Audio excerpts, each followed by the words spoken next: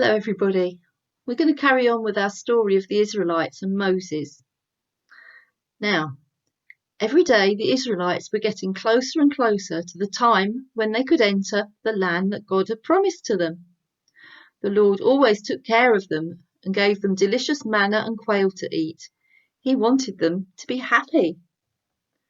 So the Israelites camped, but there was no water to drink. People quarrelled with Moses. They said, "Give us water to drink. Why did you bring us up out of Egypt to make us die of thirst?" Then Moses cried out to God, "What am I to do with these people? They're almost ready to stone me."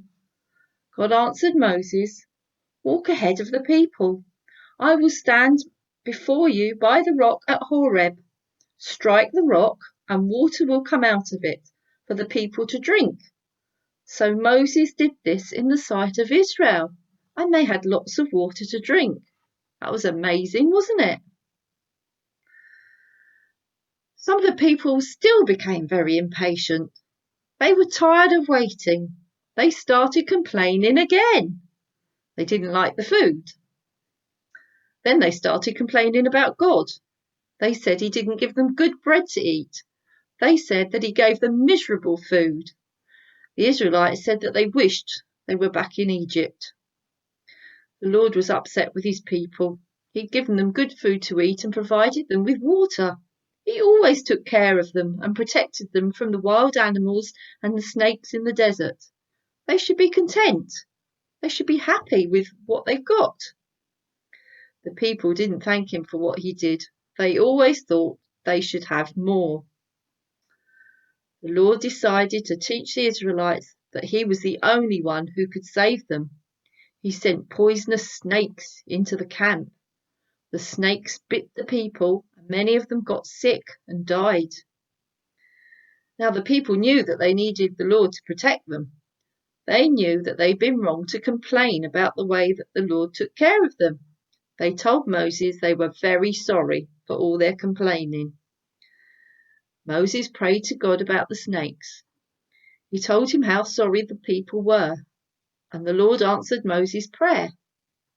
He didn't take the poisonous snakes away, but he did something that would help the Israelites remember that they should always look to him for help. He told Moses to make a snake out of a shiny metal called bronze. Moses was to put the bronze snake on a pole so all the people could see it. If anyone was bitten by a poisonous snake, they could look at the bronze snake and be made well. This would help them remember that God would take care of them. Many of the Israelites who'd been bitten by the snakes looked at the bronze snake on the pole and were made well. And they remembered that God takes care of his people. Only God could make them well. They learnt to be happy and content with the things that the Lord gave them. And they learnt not to complain about the Lord's gifts. And you know what? Jesus later compared himself to the snake when he was on earth. And he said that just as the snake on the pole was lifted up, he would be lifted up on a cross. And anyone who looked to him would be saved.